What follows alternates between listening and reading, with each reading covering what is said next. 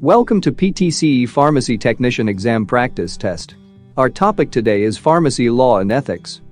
Use the link in the description to download the app on the App Store for free practice tests. Number 1. What led to the passage of the Food, Drug, and Cosmetic Act of 1938? A. The thalidomide tragedy. B. The sulfanilamide tragedy. C. The increasing use of opium. D. The increasing need for cosmetics.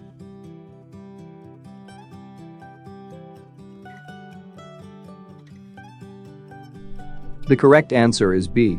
The sulfanilamide tragedy. Explanation.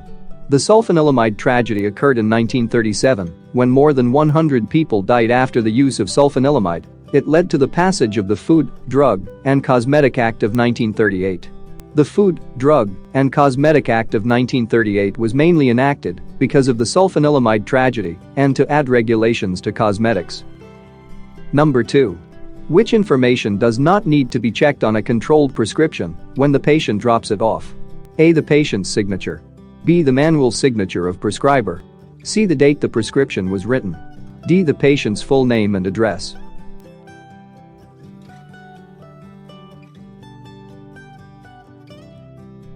The correct answer is A. The patient's signature. Explanation. The patient's signature is not required on a controlled prescription. The physician should have manually signed the prescription. The original date of the prescription is important because a controlled prescription is only valid for a limited time. The patient's full name and address is required on a controlled prescription. Therefore, answers B, C, D are incorrect. Number 3. Which of the following drugs is not a Schedule I drug? A. Oxycodone. B. Heroin. C. Ecstasy. D. Lysergic acid dithylamide.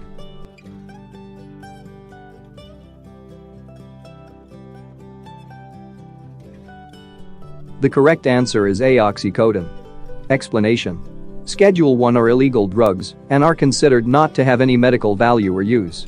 They also pose severe safety concerns and have the most abuse potential. Drugs included in this class are heroin, lysergic acid dithylamide, ecstasy, mescaline, gamma-hydroxybutyrate, psilocybin, methaqualone, cat, and bath salts. Number 4. Which of the following drugs is a Schedule II drug? A. Triazolam. B. Psilocybin. C. Methadone. D. Benzphetamine.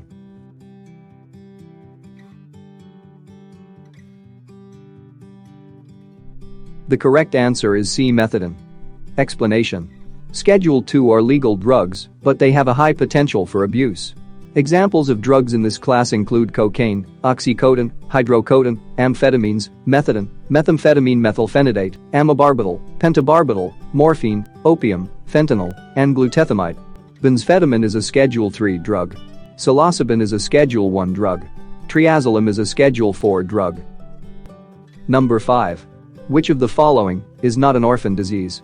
A. Parkinson's disease. B. Huntington's disease. C. Tourette's syndrome. D. Amyotrophic lateral sclerosis.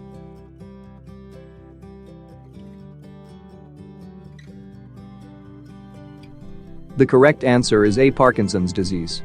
Explanation. Orphan diseases are diseases which only affect a small portion of the population. The Orphan Drug Act of 1983 regulates orphan drugs, which are pharmaceuticals developed specifically for rare diseases. The Orphan Drug Act was passed to help in the development of treatments for orphan diseases such as Huntington's disease, Tourette's syndrome, muscular dystrophy, and amyotrophic lateral sclerosis. Number 6. Which is not required on Drug Enforcement Administration Form 222 when a pharmacist is ordering Schedule II drugs? A. Number of packages. B. Order number. C. Size of package. D. Doctor's Drug Enforcement Administration number.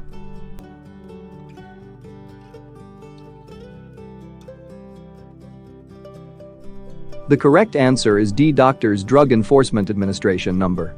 Explanation. The purchaser's, pharmacist's, Drug Enforcement Administration number is required, not the doctor's. The order number is required. The number of packages must be specified on the form. The form must include the size of the package. Therefore, options A, B, C are incorrect. Number 7. Which is not required on Drug Enforcement Administration Form 41? A. Drug name. B. Package content.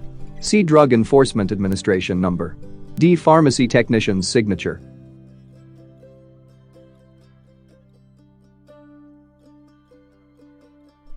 The correct answer is D. Pharmacy technician's signature. Explanation.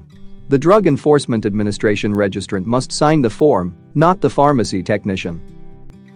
Number 8. Whom should the pharmacist contact first if the theft or loss of a controlled substance occurs? A. The local police. B. The Drug Enforcement Administration. C. The boards of pharmacy. D. The company CEO.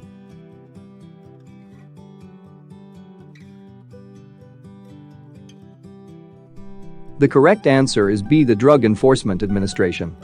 Explanation.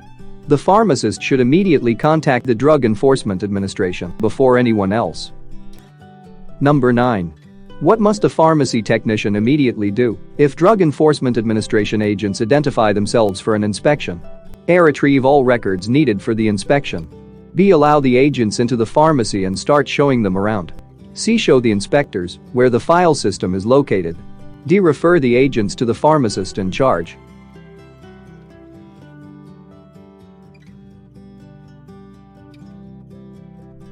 The correct answer is D. Refer the agents to the pharmacist in charge. Explanation. Pharmacy technicians should immediately refer the inspectors to the pharmacist in charge. Number 10. A daily supply of products containing ephedrine and pseudoephedrine is limited to how many grams? A. 3.6. B. 6. C. 7.5. D. 9.